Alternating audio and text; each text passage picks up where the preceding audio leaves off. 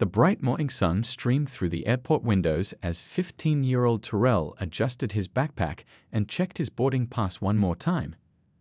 This was his third time flying alone, but the butterflies in his stomach hadn't gotten the memo.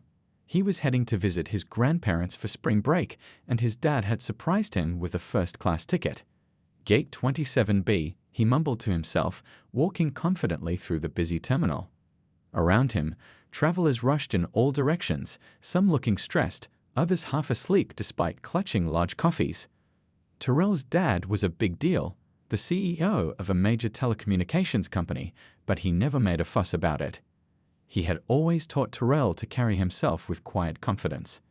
"Your actions speak louder than any title I have," he would say. When boarding began, Terrell waited patiently for his group to be called. The gate agent smiled as she scanned his pass. "Enjoy your flight in first class, young man," she said warmly. Walking down the jet bridge, Terrell felt a surge of excitement.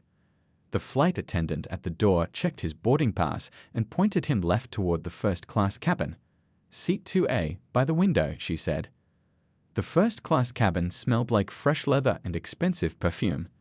Terrell found his seat easily, a wide, cream-colored leather chair with plenty of legroom. He stowed his backpack under the seat in front of him and settled in, already imagining telling his friends about the fancy meal he'd get. "Can I get you something to drink before takeoff?" A flight attendant asked the businessman across the aisle, who requested sparkling water. When she turned to Terrell, her smile tightened slightly. "And for you?" she asked, her voice noticeably cooler. "Apple juice, please," Terrell replied politely. As more passengers boarded, Terrell watched people walk past toward the economy section. The plane was filling up quickly. He pulled out his headphones, ready to listen to the playlist his dad had made for the trip. That's when he noticed a tall man in an expensive suit standing in the aisle, looking annoyed. Next to him was the flight attendant who had served the drinks. Her name tag read Diane. She was leaning down toward Terrell, her perfume almost too strong as she invaded his personal space. "Excuse me, young man," she said in a hushed tone that somehow felt louder than if she'd shouted. "There seems to be a mix-up with the seating arrangements." Terrell looked up, confused. "Is something wrong with my seat?" The businessman cleared his throat impatiently. Terrell noticed how people in nearby seats were starting to watch. "We need this seat for another passenger," Diane continued, nodding slightly toward the waiting man. "I'll have to move you to economy. There's a nice seat near the back." Terrell felt his chest tighten. He checked in yesterday.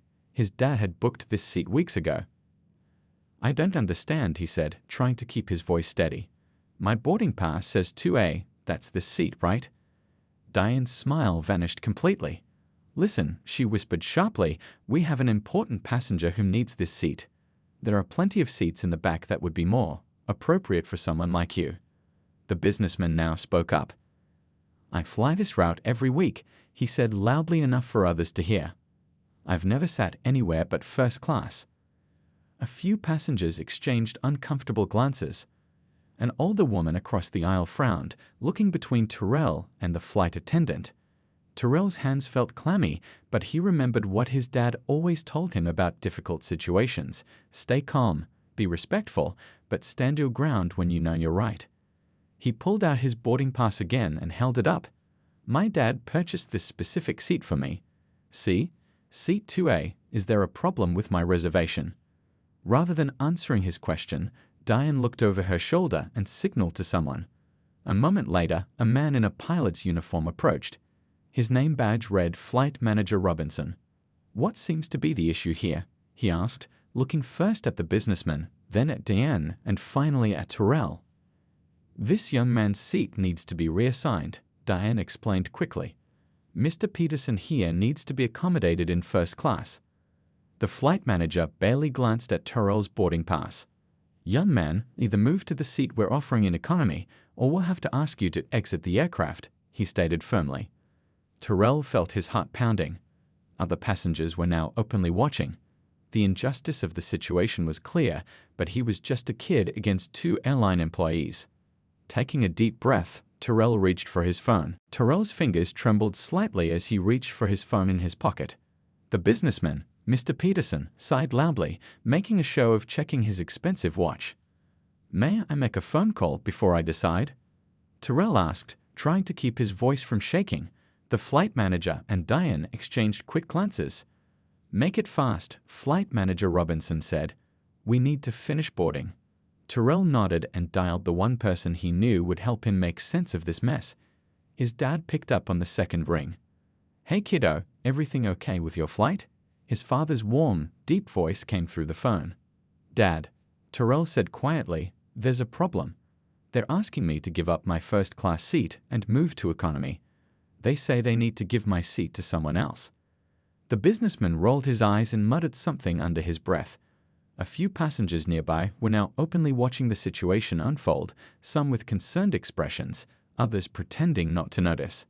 Did they explain why? His father asked, his tone instantly changing from casual to serious. No, sir, Terrell replied. They just said the seat would be more appropriate for someone else. There was a brief silence on the other end of the line. Terrell could almost picture his father straightening up in his chair, the way he did when handling important business calls. Put me on speakerphone, his father instructed calmly. Terrell tapped the speaker button and held the phone up so everyone could hear. You're on speaker, Dad. Hello, this is Victor Johnson, his father began, his voice clear and commanding even through the phone's small speaker. Who am I speaking with? Flight Manager Robinson straightened his tie and leaned toward the phone. This is Flight Manager Robinson. Sir, we're just trying to sort out a seating issue. My son has a confirmed first-class reservation for seat 2A, Victor interrupted. I purchased and selected that specific seat 3 weeks ago. What's the exact reason you're asking him to move? The cabin seemed to grow quieter. Even the background chatter from other passengers boarding seemed to fade away. Diane stepped back slightly, suddenly finding great interest in her clipboard. Robinson's confident demeanor faltered. Well, sir, we have a frequent flyer who usually sits in that section, and we're trying to accommodate. So you're asking my son to give up a seat I legally purchased because someone else wants it? Victor's voice remained calm but carried unmistakable authority. Is this standard policy for your airline? An older black woman sitting across the aisle caught Terrell's eye and gave him a supple nod of support. A couple seated nearby exchanged whispers, glancing disapprovingly at the flight crew. Robinson cleared his throat. Sir, I assure you we're just trying to. I need your full name and employee ID number, Victor stated flatly. Also the name and ID of the flight attendant who first approached my son. I'm recording this conversation and will be contacting your corporate office immediately. The atmosphere in the cabin shifted instantly. Robinson's face flushed red and he took a small step back. That won't be necessary, sir, he said quickly. There's been a misunderstanding. Of course your son can remain in his assigned seat. Terrell watched as Robinson turned to the businessman. Sir, if you'll follow me, we actually have another seat available in first class that I think will suit your needs. The businessman glared at Terrell before reluctantly following Robinson toward the front of the cabin. Diane hurried after them, avoiding eye contact with anyone. A few passengers nearby gave Terrell small smiles or nods of approval. The older woman across the aisle leaned over. Your father handled that perfectly, she said quietly. When I was growing up, we didn't have phones to call for backup. You stood your ground well, young man. Terrell felt the tension in his shoulders start to ease. He took his father off speaker and held the phone to his ear. Thanks, Dad, he whispered. You okay? His father asked. I'm good now, Terrell replied, settling back into his seat. Remember what we've talked about, his father said gently. Some people will try to make you feel like you don't belong in certain spaces, but you have every right to be exactly where you are. After promising to text when he landed, Terrell ended the call. He noticed how Diane now served drinks to other first-class passengers but avoided his row completely. Another flight attendant, an older man with kind eyes, came by a few minutes later. Apple juice, right? He asked with a genuine smile. And some extra snacks for you before takeoff. The rest of the boarding process went smoothly, but Terrell couldn't help noticing how other passengers glanced his way. Some offered friendly smiles, while others whispered to each other. He tried to focus on his music instead, scrolling through his playlist for something calming. The plane took off 20 minutes later. As they climbed above the clouds, Terrell stared out the window, watching the world below grow smaller. The whole incident kept replaying in his mind. Why had they singled him out? The answer was uncomfortable but obvious. His phone buzzed with a text from his dad. "Everything okay now?" Terrell typed back, "Yes, flying now. Thanks for having my back." His dad responded with a simple heart emoji followed by, "We'll talk more later. Enjoy the flight. Love you." When the seatbelt sign went off, the kind male flight attendant who had brought Terrell his apple juice earlier came by again. "My name's Ray," he said quietly, leaning down. "I want to apologize for what happened earlier. That wasn't right." Terrell nodded, surprised by the apology. "Thanks.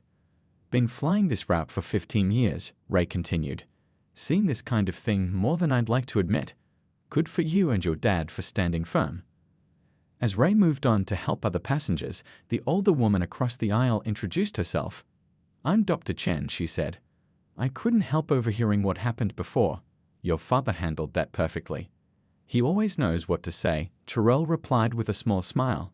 "He says it's part of his job." "What does your father do?" Dr. Chen asked. "He's a CEO of TechLink Communications," Terrell said without any boasting in his voice. He never liked using his dad's position to impress people. Dr. Chen's eyebrows rose slightly.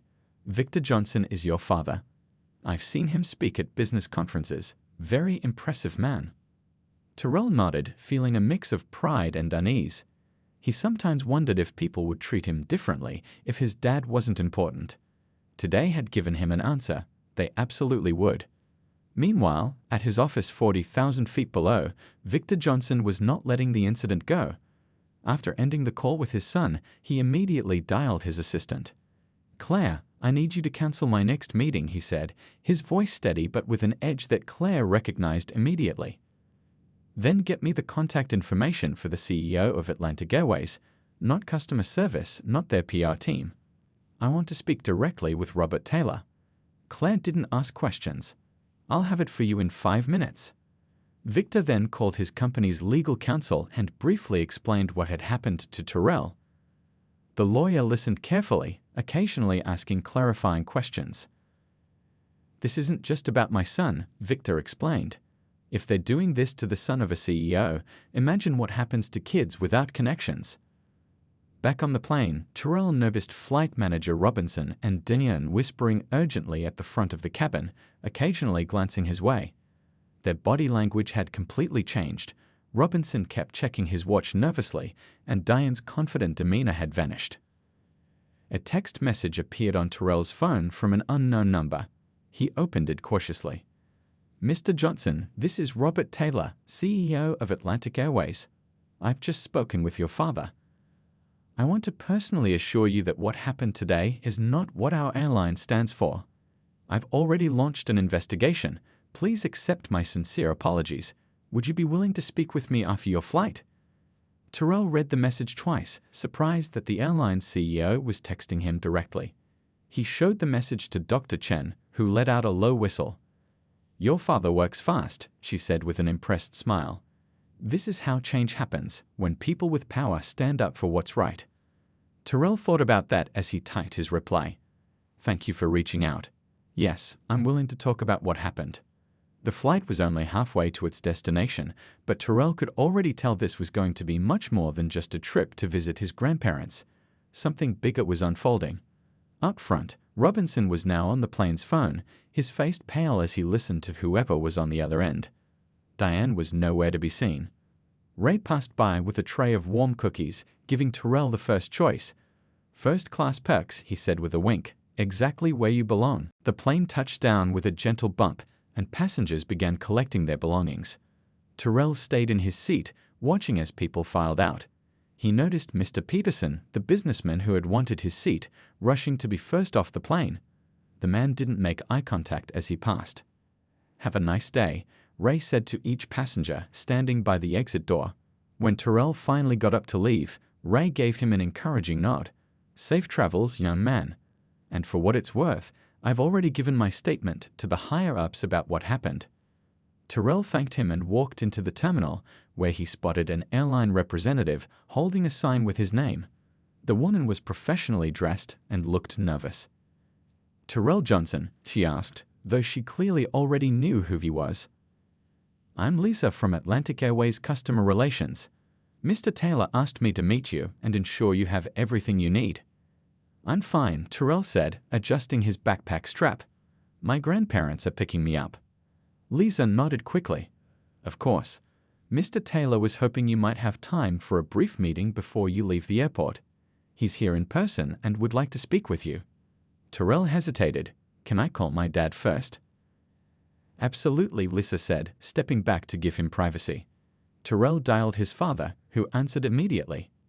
"Dad, the airline CEO wants to meet with me at the airport. What should I do?" His father was quiet for a moment. "That's your choice, son. But if you're comfortable with it, I think it could be good. Just remember everything we've talked about. You don't have to accept empty apologies or promises. Ask questions. Make them explain exactly what they're going to do differently."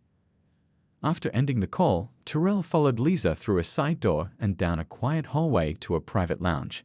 Inside, a tall man in his 60s stood up from a leather chair.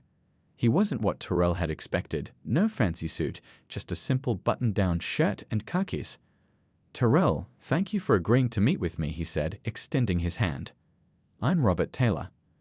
They sat down, and Robert didn't waste time with small talk. "What happened to you today was discrimination, plain and simple," he said, his face serious. "I've reviewed the initial reports, spoken with several witnesses, and it's clear that you were singled out because of your race. I want you to know that this is not what Atlantic Airways stands for, and there will be serious consequences." Terrell listened carefully. He'd expected excuses or vague corporate talk, but Taylor seemed genuinely upset. "What kind of consequences?" Terrell asked, remembering his father's advice to ask questions. "I've placed both Robinson and Diane on immediate leave pending a full investigation," Taylor explained. "But based on what I've already learned, termination is likely. We're also reviewing incidents from the past 6 months to see if there's a pattern of similar behavior." A flight attendant brought in water and snacks, setting them on the table between them. "The thing is, Terrell," Taylor continued, "I can fire people who discriminate. I can change policies. But I can't change hearts and minds overnight. What would help is hearing directly from you about how this experience felt."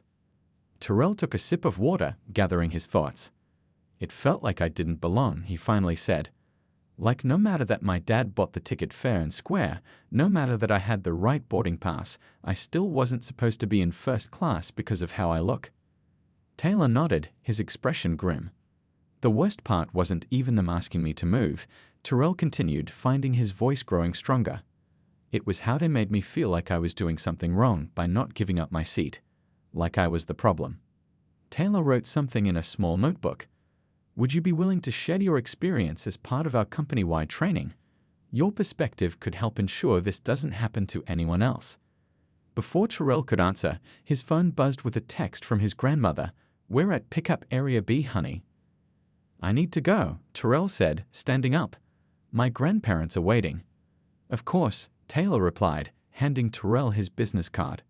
"Please think about it and let me know." "And Terrell, thank you for standing your ground today. Sometimes it takes someone brave enough to say no to start changing things." As Terrell walked toward the exit, he noticed his story was already making waves. A passenger from his flight was being interviewed by a local news reporter in the main terminal, describing what had happened. Terrell's grandparents wrapped him in warm hugs as soon as they spotted him walking toward their car. His grandmother held him a little longer than usual, her eyes full of worry. "Your father called us," she explained as they drove away from the airport. "Told us what happened on that plane." "Are you really okay, honey?" "I'm fine, Grandma," Terrell said, though the day's events still weighed on him. "Dad handled it." "Of course he did," his grandfather said from behind the wheel, pride evident in his voice. "That boy never could stand by when something wasn't right, even when he was your age." Back at their cozy house, after a dinner of his grandmother's famous fried chicken and sweet potato pie, Terrell checked his phone. His social media notifications were exploding. Somehow, a passenger had recorded part of the incident on the plane and posted it online. The short clip showed Flight Manager Robinson telling Terrell he needed to move, followed by Terrell calmly speaking to his father on the phone. The video had thousands of comments and shares already. Many people were outraged, sharing their own stories of discrimination while traveling. Hashtag First Class Pile Black was trending. Terrell's phone rang. It was his dad. "You've seen the video?" his father asked. "Just now," Terrell replied, stepping onto his grandparents' back porch for privacy. "It's everywhere." His father sighed.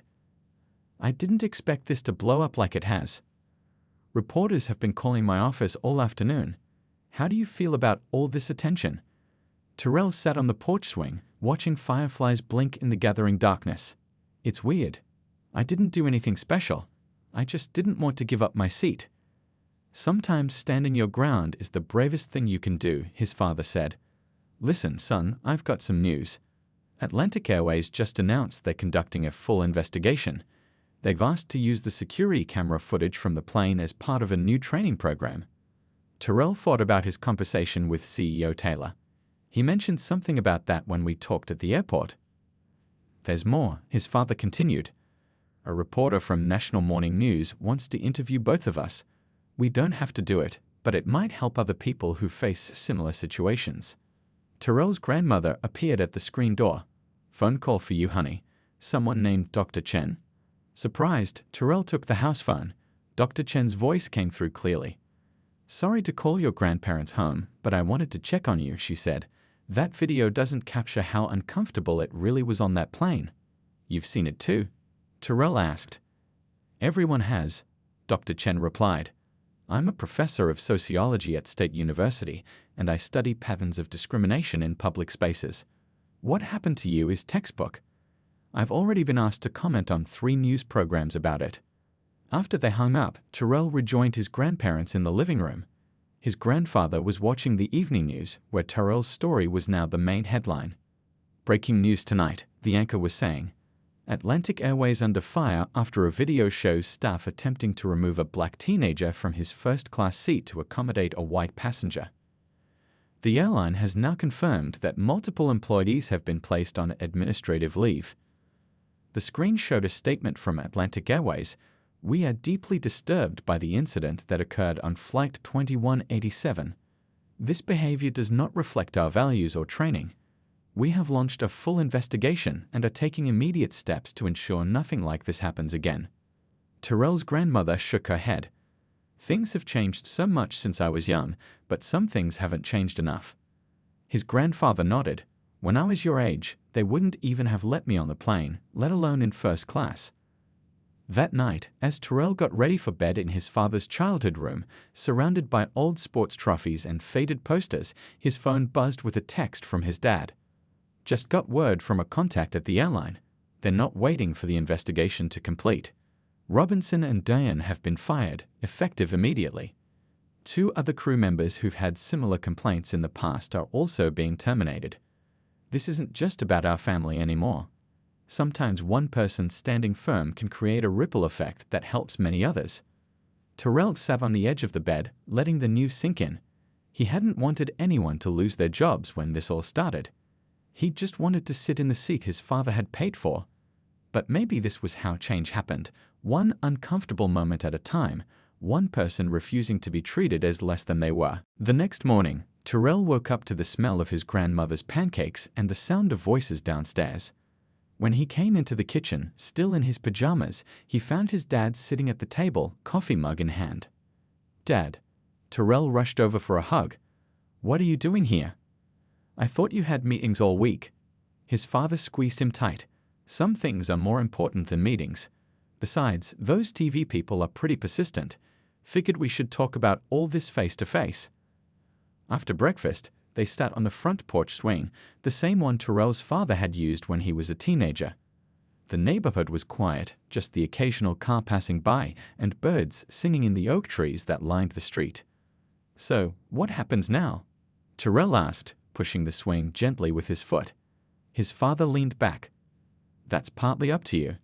National Morning News wants us both on tomorrow. The airline called this morning. They're offering us free flights for a year." Terrell frowned. "Like that makes it okay." "Exactly what I said." His father nodded approvingly. "I told them we're not interested in freebies. What we want is real change." The front gate squeaked. and they looked up to see a mail carrier coming up the path with a stack of envelopes. Behind her, a delivery truck pulled up to the curb. "Package for Terrell Johnson," the driver called out, holding up a large box. By noon, dozens of letters, packages, and flowers had arrived. People from all over the country were sending messages of support. A group of flight attendants from a different airline sent a card signed by over 50 crew members, apologizing for how Terrell had been treated and thanking him for standing up for himself. One package contained a handmade quilt from an elderly woman in Alabama. "My grandmother was forced to give up her seat on a bus in 1955, her letter read. She would be proud to see young people like you refusing to move today." Terrell's grandfather helped him open the flood of mail at the dining room table. "Look at all these folks reaching out," he said, shaking his head in wonder. "When I was coming up, something like this would have never made the news. It was just how things were." "That's the difference," Terrell's father said, reading through emails on his laptop. "Today, people can see what happened and speak up about it." He turned the screen to show Terrell a news article. Atlantic Airways announces new anti-discrimination policies following viral video. The article detailed how the airline was instituting mandatory bias training for all employees and creating a new passenger bill of rights. Later that afternoon, Terrell's phone buzzed with a text from Ray, the kind flight attendant from the plane. "Just heard the news about the terminations. Good. Robinson has been doing this for years, but nobody would listen to us when we reported him. Thanks for helping make our workplace better too." That evening, they agreed to do the TV interview, but with conditions. They would speak about the experience and what needed to change, but wouldn't focus on the punishments for the employees involved. "This isn't about getting people fired," his father explained as they sat in the local TV studio the next morning, waiting for their segment. "It's about making sure this doesn't happen to the next kid who boards a plane." The makeup artist finished powdering Terrell's forehead and stepped back. "You're all set, honey. Just be yourself out there." Terrell fidgeted with his tie. "What if I say something wrong?" His father put a steadying hand on his shoulder. "There's no wrong way to tell your truth. Just be honest." When the cameras started rolling, Terrell was nervous at first, but as he began describing what happened, his voice grew stronger. He talked about how it felt to be singled out, to have strangers decide he didn't belong somewhere because of how he looked. "The hardest part wasn't standing up for myself," he explained to the interviewer. "It was knowing that if I didn't have my dad to call, if I was just a regular kid without connections, they probably would have made me move, and no one would have known or cared." His father jumped in. "That's why this story matters.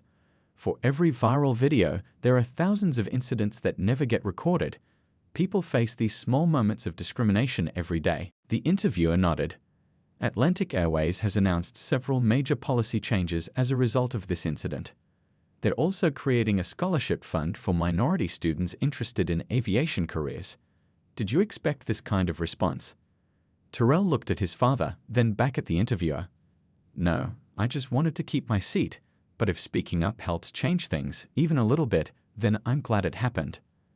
After the interview, as they walked out of the studio, Terrell noticed a group of young black kids waiting outside. One boy, about 10 years old, approached him shyly. "My mom showed me your video," he said. "I'm flying by myself next month to see my dad. You made me feel braver about it." 3 months later, Terrell stood in front of a mirror in his bedroom, adjusting his tie. It was his first day back at school after summer break, but today wasn't a regular school day. He and his father were making a stop first. "Need some help with that?" his father asked, appearing in the doorway. Terrell nodded, and his dad stepped forward to straighten the tie. They were both dressed in suits, not something Terrell wore often. "Nervous?" his father asked. "A little," Terrell admitted. "What if they don't like what I have to say?" His father smiled. "That's the point of speaking your truth. Not everyone has to like it, but they need to hear it." An hour later, they walked into Atlantic Airways headquarters, a gleaming glass building downtown. The receptionist recognized them immediately. "Mr. Johnson and Terrell, Mr. Taylor is expecting you. Please follow me." They were led to a large conference room where about 30 people were gathered: airline executives, flight attendants, gate agents, and pilot representatives. CEO Robert Taylor greeted them warmly. "Thank you both for coming," he said, shaking their hands. Everyone is eager to hear from you." Terrell took a deep breath as he approached the podium. The story of what had happened to him that day on the plane had done more than just go viral. It had sparked a national conversation about everyday discrimination. His interview had been viewed millions of times online. He'd received thousands of messages from people sharing similar experiences. "My name is Terrell Johnson," he began, his voice steady despite his nerves. "3 months ago, I boarded one of your planes with a ticket my dad bought for me. I was excited about my trip, looking forward to visiting my grandparents, enjoying the first-class seat. I never expected to become part of a bigger story." The room was completely silent as Terrell described how it felt to be told he didn't belong. How the words "someone like you" had stung. How in that moment he was made to feel less than human. "I'm not here to make anyone feel bad," he continued. "I'm here because what happened to me happens to people every day in different ways. Sometimes it's on planes. Sometimes it's in stores. Sometimes it's in schools. Small moments where someone decides you don't belong based on how you look." He glanced at his father, who gave him an encouraging nod. "The difference in my story is that I had someone to call. I had a dad who could make people listen, but most kids don't. Most people have to just take it or risk making things worse by speaking up." Taylor stood up when Terrell finished. "We've made policy changes, as you know. We've fined the people directly involved. But Terrell is right. This is about more than just rules on paper. It's about how we see each other as human beings." He unveiled a new training program called Belonging in the Sky, developed with input from civil rights organizations and diversity experts. Flight crews would now go through intensive training focused on recognizing and addressing bias. But more importantly, Atlantic Airways was changing its hiring practices to ensure its staff better reflected the diversity of its passengers. After the presentation, a woman approached Terrell. Her name tag identified her as the new head of customer experience. "That took courage," she said. "Thanks to you, we're making real changes. We just hired 20 new flight attendants from backgrounds that have been underrepresented in our company. They start training next week." As they walked back to the car, Terrell's father put an arm around his shoulders. "Proud of you, son." "For standing up to those people on the plane?" Terrell asked. His father shook his head. "For what you did with it afterward. You could have just been angry. You could have just wanted those people punished. Instead, you helped make things better." That evening, as Terrell told his mom about the day, his phone buzzed with a notification. Someone had tagged him in a social media post. It was a photo of a young black girl sitting in a first-class seat, beaming with pride. The caption read, "First flight ever and flying first class. Inspired by Terrell Johnson to never let anyone tell me where I belong. Hashtag first class, pile black." Terrell showed the post to his parents, a lump forming in his throat. "Did I really help make that happen?" he asked quietly. His mother squeezed his hand. "That's how change works, honey. One person stands up. Others see it and find their courage too. Then more people and more, until one day, nobody has to be brave just to sit in a seat they paid for." Later that night, Terrell sat at his desk, looking at the growing collection of letters he'd received. He pulled out a notebook and began to write. "My name is Terrell Johnson. 3 months ago, something happened that changed my life. I didn't plan it. I didn't ask for it. I just wanted to visit my grandparents. But sometimes, the moments that change us most are the ones we never see coming." He wrote late into the night, telling his story in his own words. Not just what happened on that plane, but what came after. The hard conversations. The people who reached out. The small changes that added up to something bigger. One day, he thought, other kids might read his words and find their own courage to stand up, to stay seated, to call for help, to change things even when it's hard. Especially when it's hard.